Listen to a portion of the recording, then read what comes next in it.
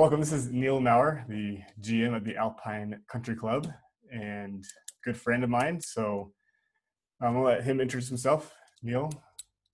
Doc, thanks for having me. My name's Neil Maurer. I've been at this for a long time. I've been a golf professional for about 25 years. Just moved out to Utah about 3 years ago from the East Coast, the beaches of Delaware.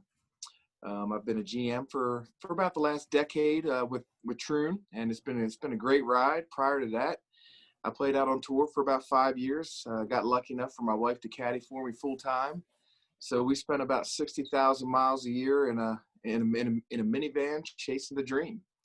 And when that dream kind of came to a close, through various reasons, some injuries, kind of think probably what we're talking about today, and and other things. And now we've landed here in Utah, and I'm the GM here at Alpine, and she's the general manager down at Thanksgiving Point Golf Club. So we've kind of got us both in the industry right now. Yeah, I've read your story with your wife and your story in some magazine in Utah. It was a good story, so you guys have a good story. But tell me more about you've tried to get on pro, but you dealt with a lot of back pain or a lot of injuries. Tell me more about that. I think it was probably my third year playing, and I was in Mississippi on the putting green, and I took the putter back, and I was down. I was down for a while. It took me about 2 hours to get off the ground, and then we got in a car and we drove about 24 hours back to Salisbury, Maryland, and then I kind of got into the training staff at one of the local universities, and they got me back on my feet and started the rehabilitation process of my back. And that's probably been the last 13 years, kind of off and on. I've struggled with a bad lower back. And, for me at that time, it was due to a lot of sitting, a lot of travel time in the car, not getting out like my coach told me to do every hour and a half, and stretch and get the core activated. But, I'm kind of stubborn. So I didn't listen to him. And lo and behold, back injuries happen in this sport. There's a lot of torque heading to that lower back. There's a lot, and especially sometimes the injuries, like you just mentioned, they are brought onto the course, whether from sitting a lot or other injuries, and that can lead to just aggravating it back on the while you're putting or driving the ball. Did you experience back pain before that experience on the putting green, or any previous injuries? I didn't. I actually, I grew up as a tennis player. I played tennis for the University of Louisville. And really never had any injuries, whatsoever, other than a few sprained ankles, through the tennis ranks. For golf, for me, when I can maintain my hydration and maintain my flexibility, I generally don't have any back pain. It's when, back then it was from a lot of travel. And today, nowadays it's probably more from sitting at a desk and, doing the duties that a general manager has to do that aren't as active as you want to be. Yeah, and you mentioned that maintain your flexibility and you mentioned to me you do like a golf yoga routine. What other strategies have you found that really helps keep that mobility there? And found the but before that was only just a year ago. I mean, yeah, it's for everybody's different. Everybody has a different way and different things they attack in their lives. And for me, I'm 6'4", 225 pounds. So I need to maintain, first of all, I need to maintain my weight. I need to maintain my flexibility. Like, yoga for me is the best thing. It keeps everything limber, and I don't put the unwanted stress during my golf swing on my lower back.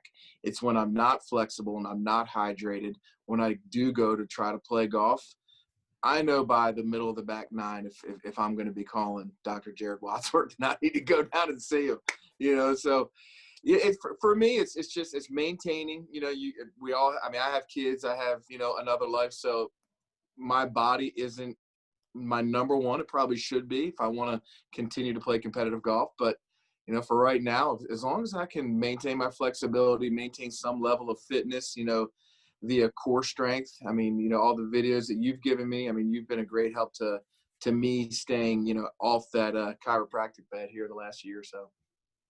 Good.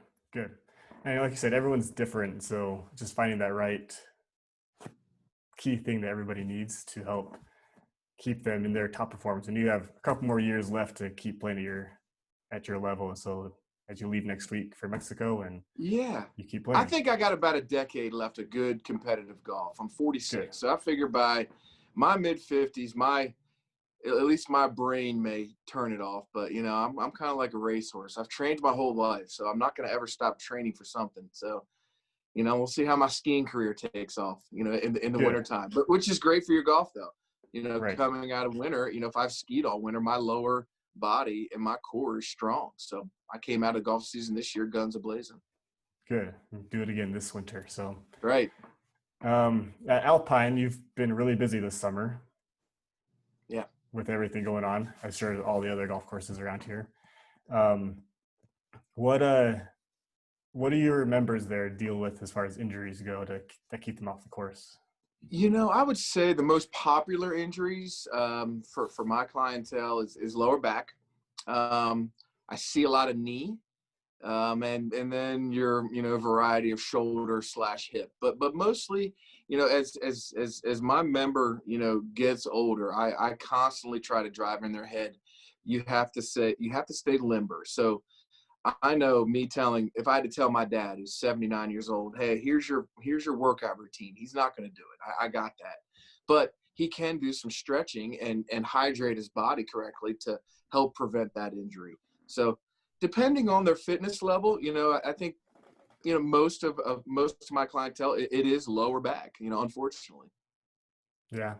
And you've mentioned that you speak to them, and I'm sure your head pro also helps the members there to help keep them good coaching, help keep them limber, mobile, and everything, right? Yeah, during the wintertime, we usually do a month of fitness kind of in that January, February timeframe. And that's kind of our opportunity for myself being a PGA professional, and then my other PGA professionals on our staff, to get with the membership and give them a detailed plan that they can utilize throughout the season.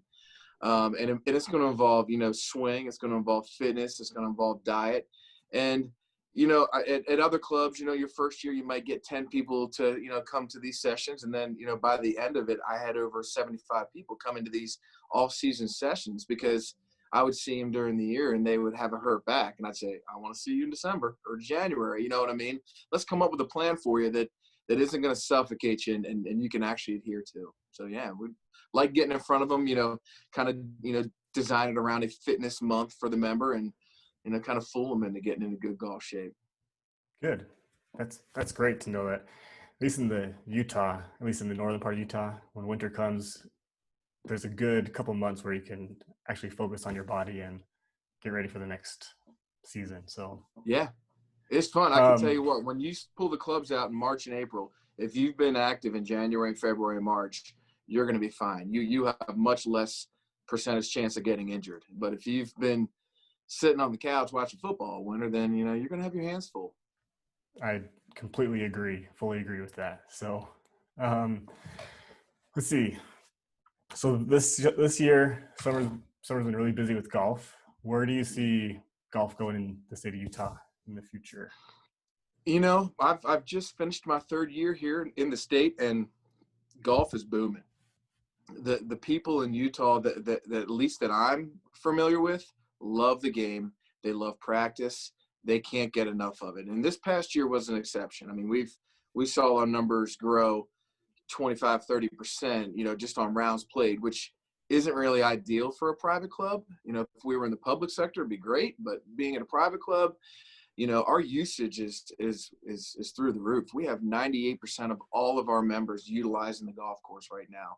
And that's more than you can really handle on an 18-hole golf course. So, we have our challenges there, but it's good for the game. I mean, I think you've seen nationwide, it's the golf numbers are up and people are enjoying the game, and new people have gotten introduced to the game, and it's a safe outdoor environment. And so, there's always a silver lining in everything, and hopefully golf's success can be one of those silver linings here in 2020.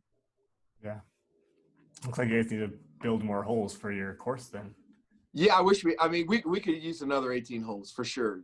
This year, from a budgetary standpoint, 36-hole facilities are pretty expensive to manage, but this year we could have taken one. Yeah, you could have. Okay. Well, that's all I have. It's great to visit with you again, and we will talk again shortly. Absolutely. Thanks for all you do for the golf community here in Utah, man. You're the best. Thanks, Neil. Thank you.